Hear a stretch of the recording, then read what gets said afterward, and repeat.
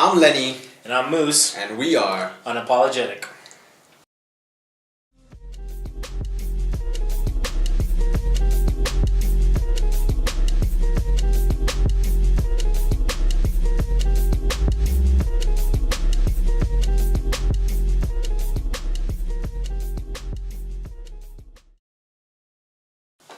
So Moose, how you doing today, man? I'm doing good, man. How are you? I'm doing alright, brother. You sure? Yeah, man. Alright. You know, we're back for another round. Yeah, we're back. We're back on. It was great to have James White on with us last week. Yeah, it was fantastic, actually. Great guy. You know, great guy. Great guy. Yeah. Great guy. I mean, shout out to Summer, by the way. Yeah, shout out to Summer. Shout out to James White again. Mm-hmm. Shout out to just the whole Alpha and Omega Ministries. Shout out to Apologia Studios as well, and just the Theologians movement. Like, yeah, it's been awesome. Just Yeah, thanks for what you're doing. Yeah, absolutely. It's having a great impact, even this side of the world. Absolutely. Yeah, shout out to all those people, and shout out to my mama. Shout out to everybody. Everybody gets a shout out. You get a shout out. You get a shout out. You get a shout out. Everybody getting a shout out. Oh man. All right, man. Anyway, today we're talking about some pretty specific stuff. Or at least we're getting a little more specific. Yeah. And so today we're going to be looking at the African landscape. Just sort of looking at where Africa is generally. In relation to just biblical worldview and truth and just everything. We're just going to talk about Africa a little bit. Just for some context, we're in Zambia. That's where we live. I grew up in South Africa. We studied in South Africa. I've driven through Zimbabwe and Botswana and Lesotho. I think those are other African places I've been to. I don't know if I've been to Namibia yet. I might have been. I just don't remember it. Yeah. Anyway, so I've been to a few places in Africa. Mostly Southern Africa. I've never been beyond like Central and neither have I. Yeah. So we're sort of just going to be drawing from some experiences that we have and just sort of having observed general African culture. And for the most part, what we've discovered is that Africa tends to be, I guess, religious. Yeah. For the most part, religious. Conservative. Yeah, conservative, religious. May not be the right religion all the time. Yeah, we're gonna get into that. We're gonna get into that, but religious. Like that's sort of the landscape that we're dealing with at the moment, where there's definitely an awareness of what I will term a higher power. And so people, you would see people going to church. I would say there are a lot of African countries, not all African countries. You actually have several African countries that would identify themselves as Islamic states, or just non-religious.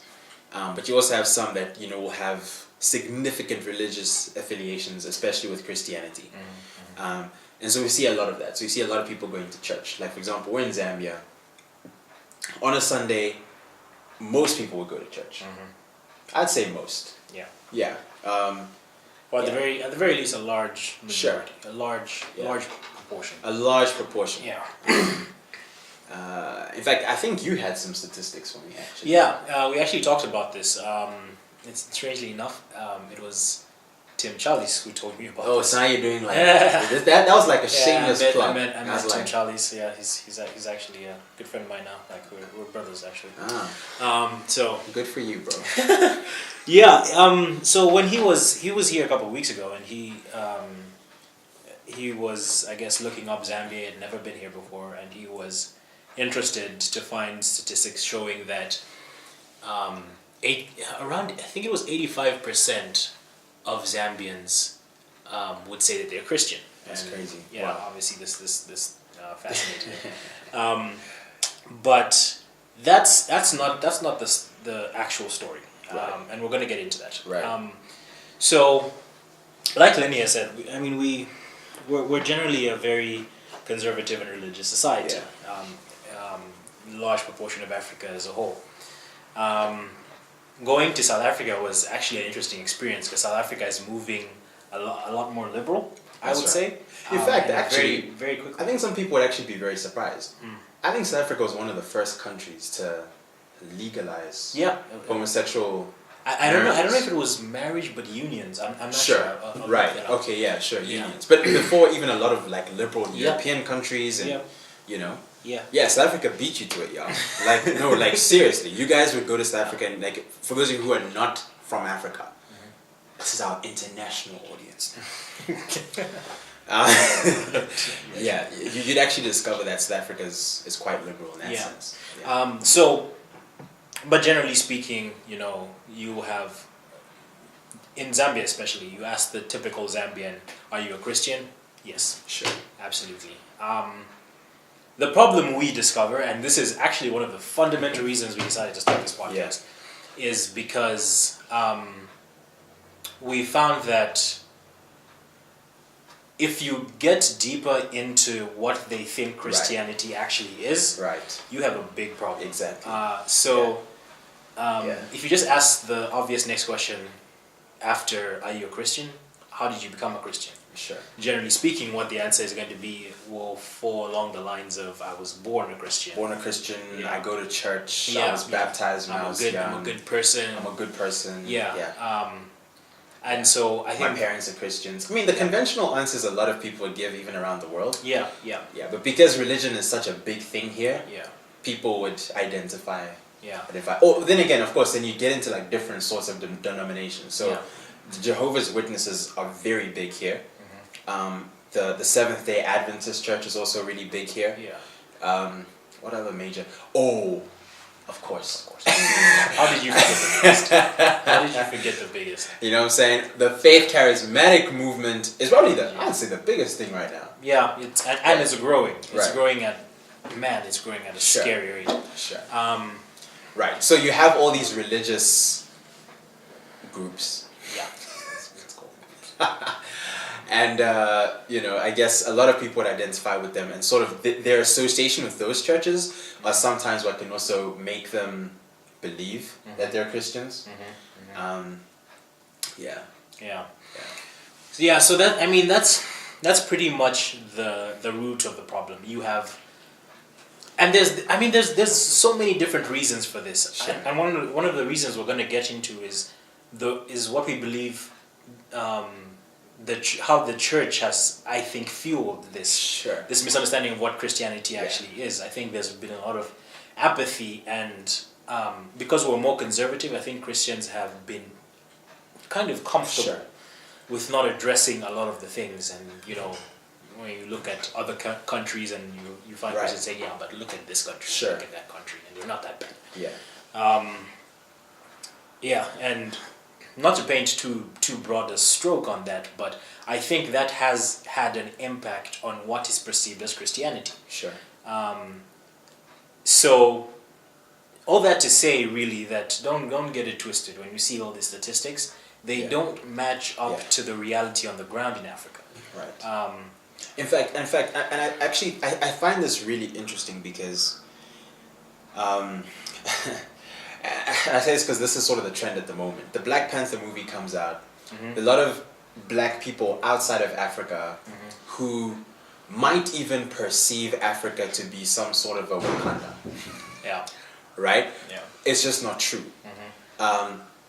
And what you'll actually find is, it's not that we don't have the resources. It's not that we don't, Africa's beautiful. I'll tell you that. The African landscape is beautiful, That said, the way people often think is very shallow, is not influenced by Christianity or just by the Bible, right?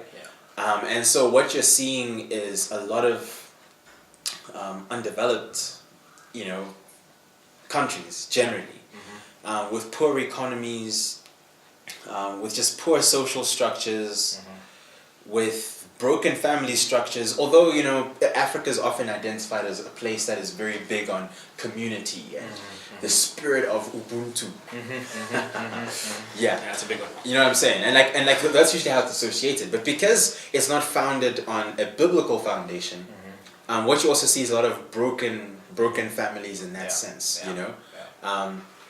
And so it's like we're sort of dealing with how how bad Africa is because it hasn't been influenced by truth. Yeah. And it's detrimental to just so many spheres of our lives. Unfortunately, I'd even say it's sort of come into the church. Yeah. When I say come into the church, I think there are people in the church at the moment who have never really, just as you said, addressed these things directly. Simply because I don't think they've really confronted it for themselves. You know?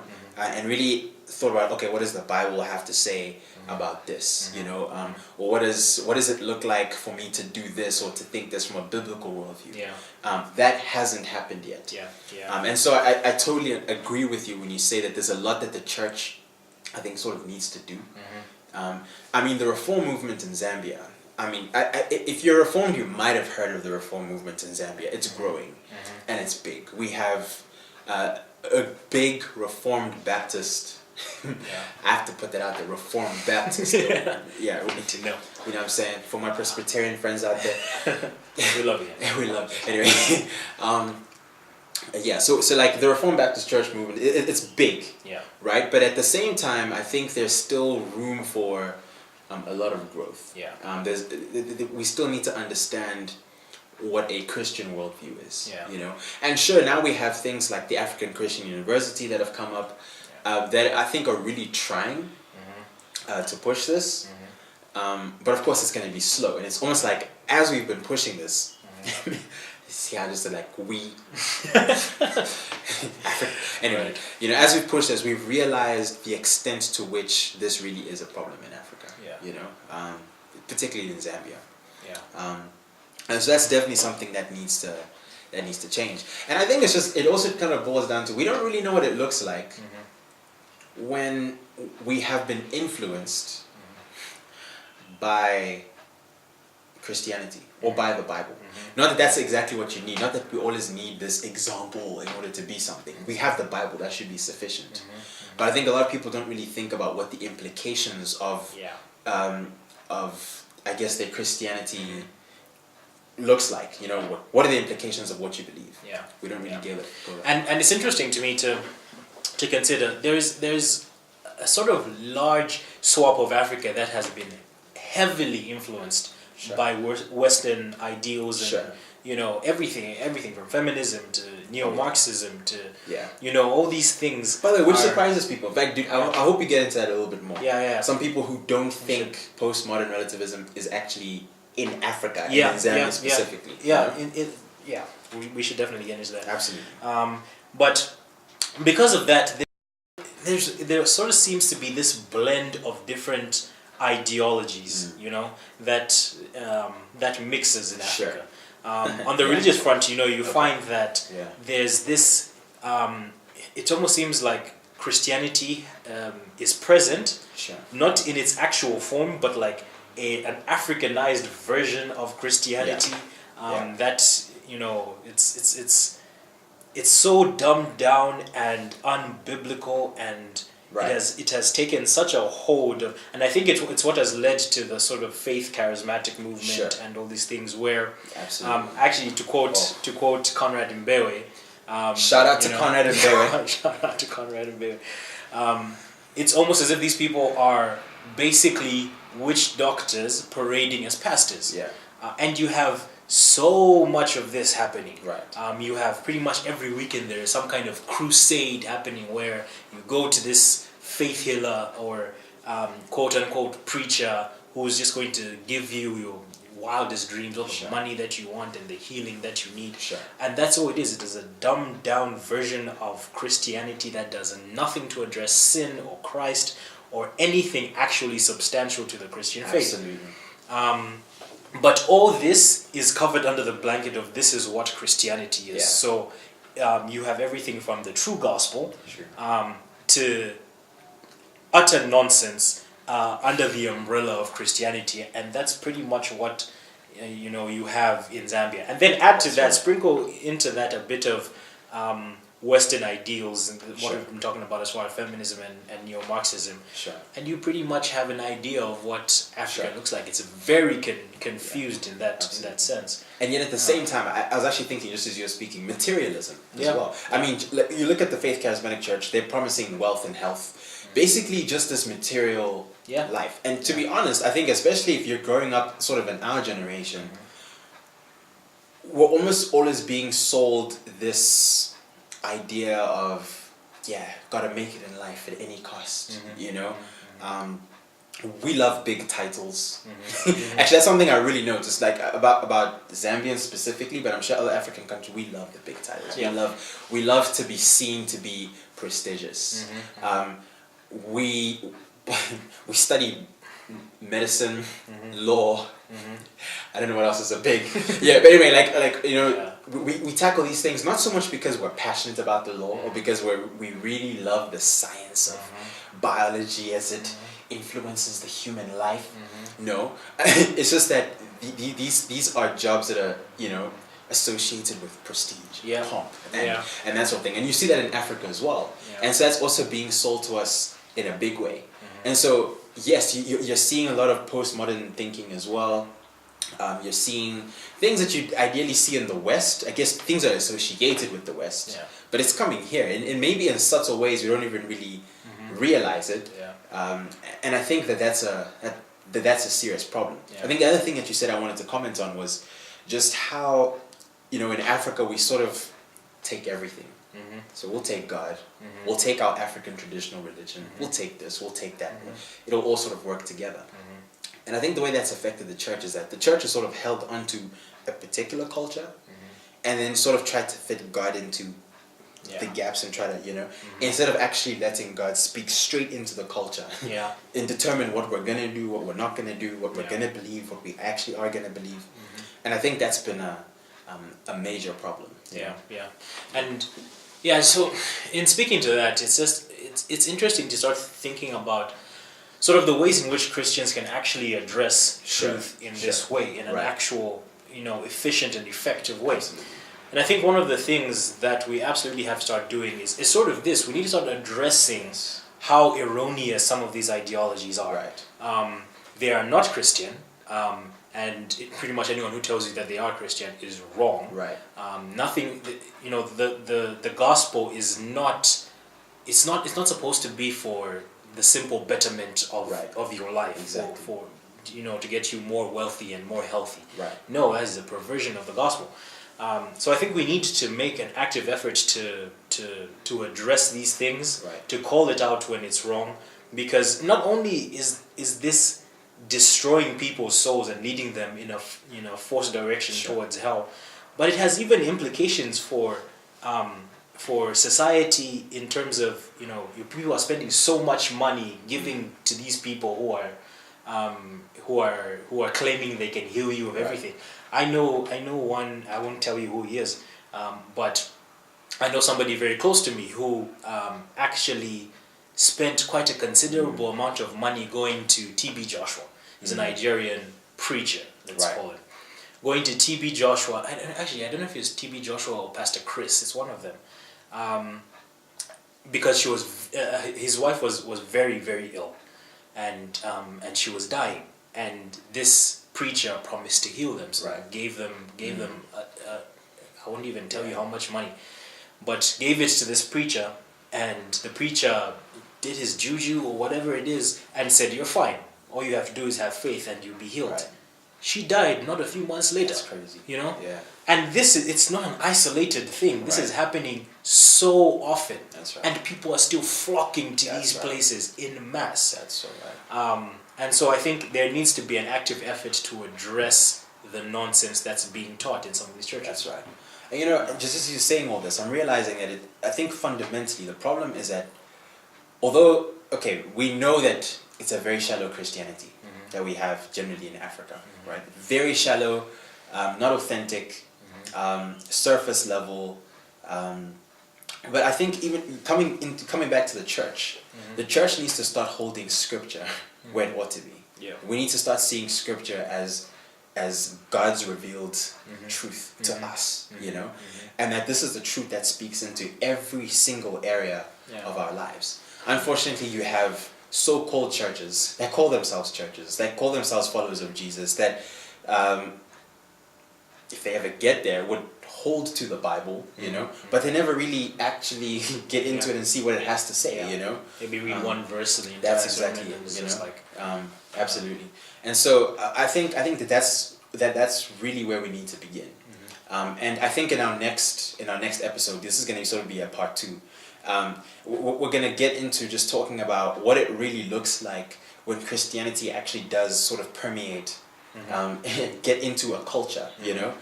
What does it actually look like? And we're just going to sort of throw that out a little bit and just talk about several aspects of Christianity that, as it comes into culture, would affect specific areas, you know, of our lives, you know. So that's what we're going to get into. But I think this has sort of been a good open to just opening our minds up to think about how we can actually apply our Christianity in the given setting God has placed us in. You know, I think that's critical. Yeah. So this was pretty much the first part. Look forward to the next, where we're going to get a little more detail of what we think, as Lenny has said, how exactly Christianity would affect specific areas of life. So look forward to that. Again, if you disagree, let us know why. That's right. Maybe we've misrepresented. Maybe you're one of the faith charismatic, fans, or maybe you believe this and you think we've completely misrepresented what you guys do and what you believe. Let's talk about it. Fair enough. Let's talk about it. Tell us where we're wrong. Tell African us what traditional religion, whatever you want to talk about. Let's talk about it. I'm sure you'll see our Twitter handles at the bottom of this screen. Please do get in touch with us there, or follow us on at unapologetic.zm on Twitter as well, or just leave a comment. Just I guess right after this video. We'd appreciate that. Thank you. All right. That said, I'm Moose, and I'm Lenny, and we are Unapologetic.